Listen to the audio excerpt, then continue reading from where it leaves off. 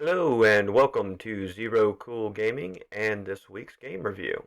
Today we're going to be reviewing Final Fantasy VIII.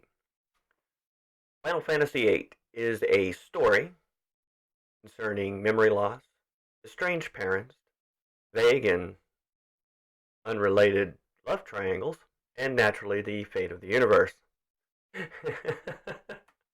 It's kind of the par with Final Fantasy games.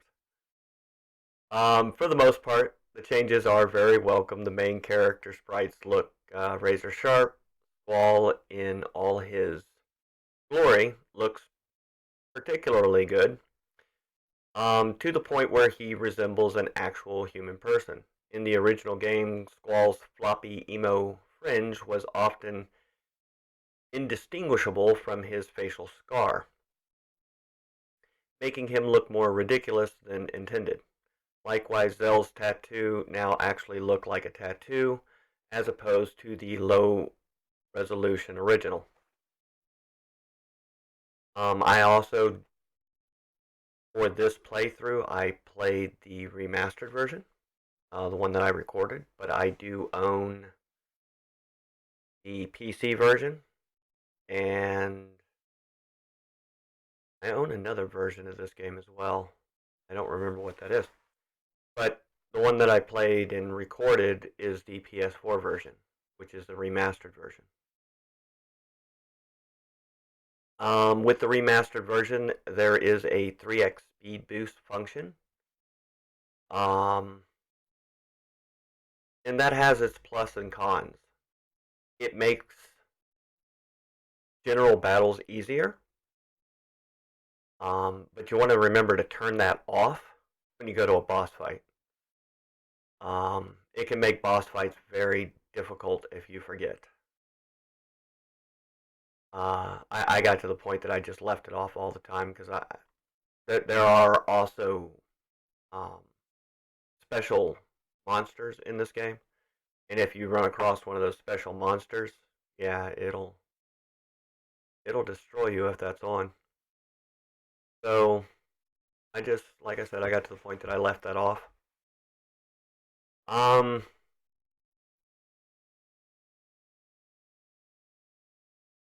Final Fantasy VIII is a pretty decent game. It is an RPG. You have several characters. Now I've played this game 3 times all the way through, probably 5 times. Just a couple other times I didn't finish, but I started it. The first time I ever played this game, it took me forever. I did a lot of grinding. I played it like I would have other Final Fantasy games. And I did get through it. I found the game a little dragging. So the next time that I tried to play it, or that I did play it, I did kind of the same thing that I did in the first one, but I didn't try to level grind or get specific types of magic. I just went through the game as quickly as I could. One of the easiest ways to play this game is to put as many GFs on your 3 playable characters as you can during gameplay. While though that is the most effective way to play this game and the way that you can give all of your characters the most stat benefits and things to that effect, the way that I played this game the last time I found more enjoyable. Truly, I'm gimping myself, and I know that, but it didn't seem to really matter. Yes, the battles were a little harder. Yeah, sometimes you really had to think about what you were doing. Sometimes you even needed to build characters to take on certain monsters, but it made the game, for me anyway, more enjoyable. And what I did was I would just put the GFs that I had available on each character. Now, what do I mean by that? If I had 6 characters that I could play and I only had 6 GFs, each character would have 1 GF attached to them. If I had 3 GFs and I could only play 3 characters, each character had 1 GF. Later on in the game, once you've collected all of your GFs, uh, you could have like, I want to say four. 4 times 3 is 12. No, 5, 15, and one of your characters would have 6. Because I believe you get 16 GFs total. I believe that's how many you get in this game. I don't remember exactly how many. It's a lot. Um, but by the time I got to the end of the game, basically it was 2 GFs per character, and I think a couple of characters had 3 GFs. 6 characters, 2 on each one. And I found that to be very fun to play the game that way. Um, it was just, more enjoyable. The Triple Triad, which is a card game, um, yes, it comes with great rewards. The more you play it, the better the rewards are. But it also comes with a caveat to that, which is the more you play it, the harder it gets. Literally, the rules change, new rules get added, and all of it stacks on top of each other. So the more you play the game, as you play it, the harder it will become. And of course, if you continue to win, the better or greater the rewards will be. Uh, it's kind of twisted in that respect. Um, but I mean, if you enjoy card games, then this is something you'd probably enjoy, even with the rules constantly changing all the time. Um, Not really my thing though. I didn't really like the card games. Actually, there's a lot of side quests in this game that I don't even go through. The main story is pretty,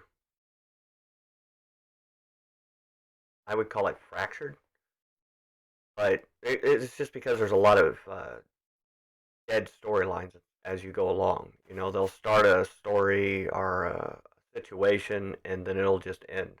There'll be no conclusion to it, and that happens several times throughout this game. It doesn't really bother me because I enjoy the gameplay. Lots of pretty colors, um, lots of cool, summons, magics. Um, the enemy roster is pretty good size, so lots of different enemies to see. Um, that's why I like Final Fantasy games. I mean, I've enjoyed them for most of my life, and this one's no different in that respect.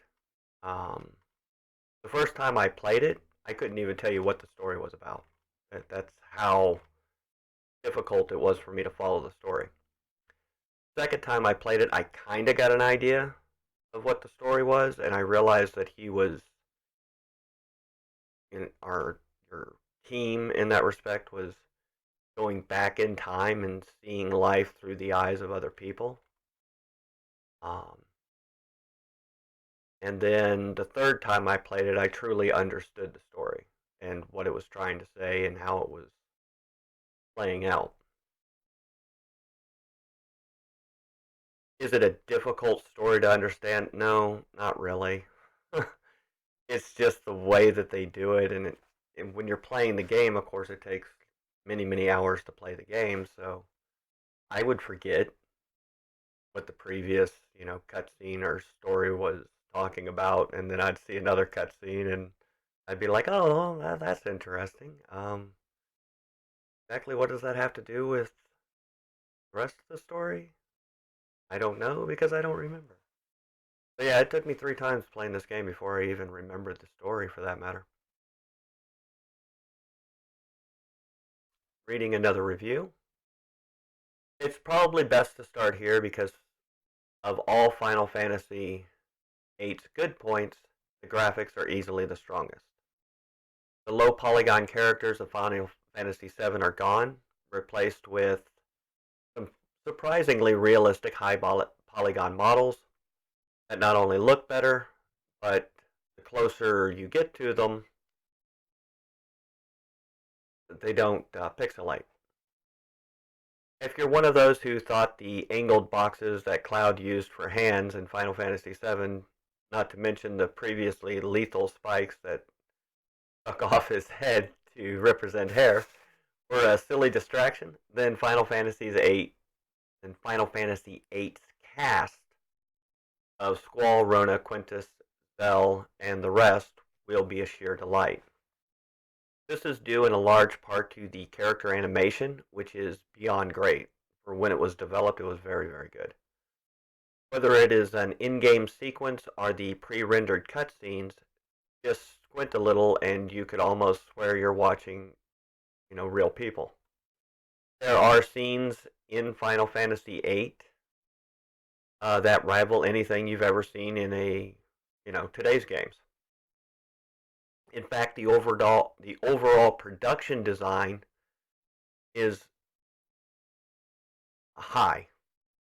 Final Fantasy VIII follows Final Fantasy VII in using real-time 3D characters over pre-rendered backgrounds.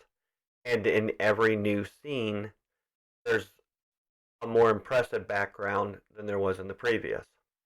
Also, like with Final Fantasy VII, Final Fantasy VIII mixes fantasy elements in with high-tech sci-fi, a world that was once unique and intensely recognizable, yet this is also familiar and full of surprises. Uh, the sound in the game is good. The gameplay, of course, I enjoy the gameplay just because of the pretty colors. So there's that. The story is a mess. It's always been a mess. It's still a mess. It can be hard to follow, but very much so. But overall, the game is fun to play. There is a story there, um, and it's not that hard to totally break this game in that respect. If you start to really realize what the junction system does and how it works and how to convert items into magic and upgrade your magics and things like this, yeah, you can really break this game real quick and make it just a walk in the park. I don't suggest doing that. It kind of ruins the fun of it, to me anyway. I like having to sit and think about, particular battles and how I'm going to do that and actually put magics on particular characters to make sure that, I have an advantage because I need that advantage. Um, but that's just me. I like to make things a little challenging sometimes. Okay, well, that's my review for the day, and I hope that you enjoy the rest of yours.